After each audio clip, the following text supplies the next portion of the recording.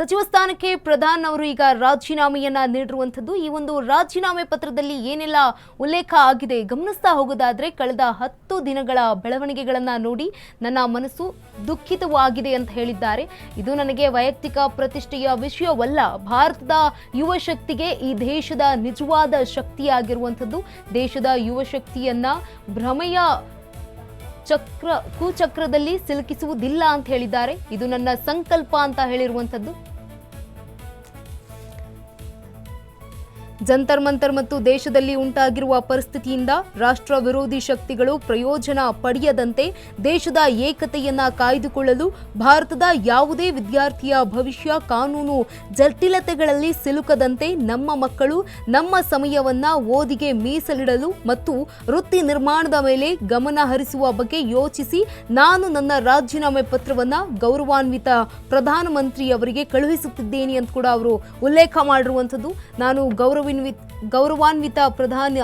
ಪ್ರಧಾನಮಂತ್ರಿಯವರಿಗೆ ಇದೀಗ ಮಾರ್ಗದರ್ಶನ, ನಂಬಿಕೆ ಮತ್ತು ನಿರಂತರ ಸಹಕಾರಕ್ಕಾಗಿ ಹೃದಯಪೂರ್ವಕ ಕೃತಜ್ಞತೆಯನ್ನ ವ್ಯಕ್ತಪಡಿಸ್ತೀನಿ ಅಂತ ಕೂಡ ಹೇಳಿದ್ದಾರೆ ಧರ್ಮೇಂದ್ರ ಪ್ರಧಾನ್ ಅವರು. ಜೊತೆಗೆ ಮಂತ್ರಿಮಂಡಲದ ನನ್ನ ಎಲ್ಲಾ ಗೌರವಾನ್ವಿತ ಸಹೋದ್ಯೋಗಿಗಳು, ಅಧಿಕಾರಿಗಳು ಮತ್ತೆ ನೌಕರರು ಹಾಗೂ ನನಗೆ ಕೆಲಸ ಮಾಡಲು ಅವಕಾಶ ಕಲ್ಪಿಸಿದ ಎಲ್ಲಾ ವ್ಯಕ್ತಿಗಳಿಗೂ ಕೃತಜ್ಞತೆ ಸಲ್ಲಿಸುತ್ತೇನೆ. ರಾಷ್ಟ್ರ ಸೇವೆಯೇ ನನ್ನ ಜೀವನದ ಅತ್ಯುನ್ನತ ಆದ್ಯತೆ. ರಾಷ್ಟ್ರ ಸೇವೆಗಾಗಿ ನಾನು ಸದಾ ಸಮರ್ಪಿತನಾಗಿರ್ತೀನಿ ಅಂತ ಪ್ರಧಾನ್ ಅವರ ರಾಜೀನಾಮೆಯಲ್ಲಿ ಉಲ್ಲೇಖ ಆಗಿರುವಂತಹ ಅಂಶಗಳು ಇವು. ಪ್ರಧಾನ್ ಅವರು ಇದೀಗ ತಮ್ಮ ಸಚಿವ ಸ್ಥಾನಕ್ಕೆ ರಾಜೀನಾಮೆಯನ್ನ ಕೂಡ ಕೊಟ್ಟಿದ್ದಾರೆ. ರಾಜೀನಾಮೆ ಪತ್ರದಲ್ಲಿ ಉಲ್ಲೇಖ ಆಗಿರುವಂತಹ ಅಂಶಗಳು ಇವೆಲ್ಲ ಗಮನಿಸ್ತಾ ಹೋಗೋದಾದ್ರೆ, ಕಳೆದ 10 ದಿನಗಳ ಬೆಳವಣಿಗೆಗಳನ್ನ ನೋಡಿ ನನ್ನ ಮನಸ್ಸು ದುಃಖಿತ ಆಗಿದೆ. ಇದು ನನ್ನ ವೈಯಕ್ತಿಕ ಪ್ರತಿಷ್ಠೆಯ ವಿಷಯವಲ್ಲ, ಭಾರತದ ಯುವ ಶಕ್ತಿಯೇ ಈ ದೇಶದ ನಿಜವಾದ ಶಕ್ತಿ. ದೇಶದ ಯುವ ಶಕ್ತಿಯನ್ನ ಭ್ರಮೆಯ ಕುಚಕ್ರದಲ್ಲಿ ಸಿಲುಕಿಸುವುದಿಲ್ಲ, ಇದೇ ನನ್ನ ಸಂಕಲ್ಪ ಅಂತ ಕೂಡ ಅವರು ಹೇಳಿರುವಂಥದ್ದು ರಾಜೀನಾಮೆಯಲ್ಲಿ ಉಲ್ಲೇಖ ಮಾಡಿದ್ದಾರೆ.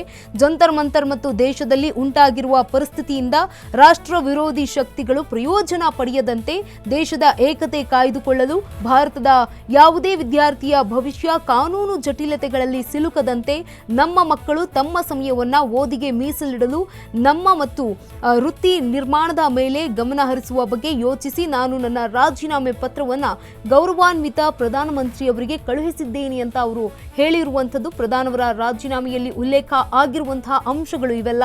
ನಾನು ಗೌರವಾನ್ವಿತ ಪ್ರಧಾನಮಂತ್ರಿ ಮಾರ್ಗದರ್ಶನ, ನಂಬಿಕೆ ಮತ್ತು ನಿರಂತರ ಸಹಕಾರಕ್ಕಾಗಿ ಹೃದಯಪೂರ್ವಕ ಕೃತಜ್ಞತೆ ವ್ಯಕ್ತಪಡಿಸ್ತೀನಿ ಅಂತ ಕೂಡ ಧರ್ಮೇಂದ್ರ ಪ್ರಧಾನ್ ಅವರು ಹೇಳಿದ್ದಾರೆ. ಜೊತೆಗೆ ಮಂತ್ರಿಮಂಡಲದ ನನ್ನ ಎಲ್ಲಾ ಗೌರವಾನ್ವಿತ ಸಹೋದ್ಯೋಗಿಗಳು, ಅಧಿಕಾರಿಗಳು ಮತ್ತು ನೌಕರರು ಹಾಗೂ ನನಗೆ ಕೆಲಸ ಮಾಡುವಂತಹ ಅವಕಾಶ ಕಲ್ಪಿಸಿದ ಎಲ್ಲಾ ವ್ಯಕ್ತಿಗಳಿಗೂ ಕೃತಜ್ಞತೆ ಸಲ್ಲಿಸುತ್ತೇನೆ.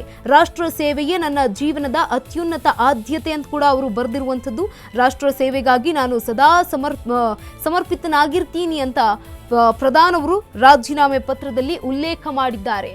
ಧರ್ಮೇಂದ್ರ ಪ್ರಧಾನ್ ಅವರ ಒಂದು ರಾಜೀನಾಮೆ ಪತ್ರದಲ್ಲಿ ಉಲ್ಲೇಖ ಆಗಿರುವಂತಹ ಅಂಶಗಳು ದೇಶದ ಜನರ ಹಿತದೃಷ್ಟಿಯಿಂದ, ವಿದ್ಯಾರ್ಥಿಗಳ ಹಿತದೃಷ್ಟಿಯಿಂದ ನಾನು ರಾಜೀನಾಮೆಯನ್ನ ನೀಡ್ತಾ ಇದ್ದೀನಿ. ಜೊತೆಗೆ ಜಂತರ್ ಮಂತರ್ನಲ್ಲಿ ದೇಶದಲ್ಲಿ ಉಂಟಾಗಿರುವ ಪರಿಸ್ಥಿತಿಯಿಂದ ರಾಷ್ಟ್ರ ವಿರೋಧಿ ಶಕ್ತಿಗಳು ಪ್ರಯೋಜನ ಪಡೆದುಕೊಳ್ತಾ ಇದ್ದಾವೆ. ಈ ಒಂದು ಪ್ರಯೋಜನವನ್ನ ಪಡೆಯಬಾರದು.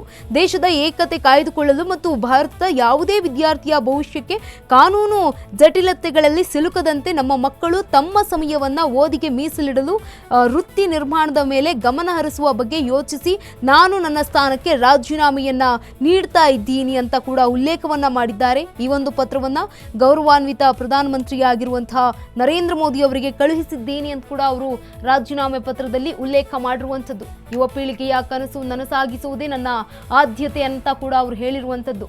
ನೀಟ್ UG ಪರೀಕ್ಷೆ ಅಕ್ರಮದ ಬಗ್ಗೆ ಈಗ CBI ತನಿಖೆಯನ್ನ ಕೂಡ ನಡೆಸ್ತಾ ಇದೆ. 4 ದಶಕಗಳಿಂದಲೂ ವಿದ್ಯಾರ್ಥಿಗಳು ಹಾಗೆ ಶಿಕ್ಷಕರ ಪರ ನಿಂತಿದ್ದೇನೆ ಅಂತ ಕೂಡ ಅವರು ಹೇಳಿರುವಂಥದ್ದು.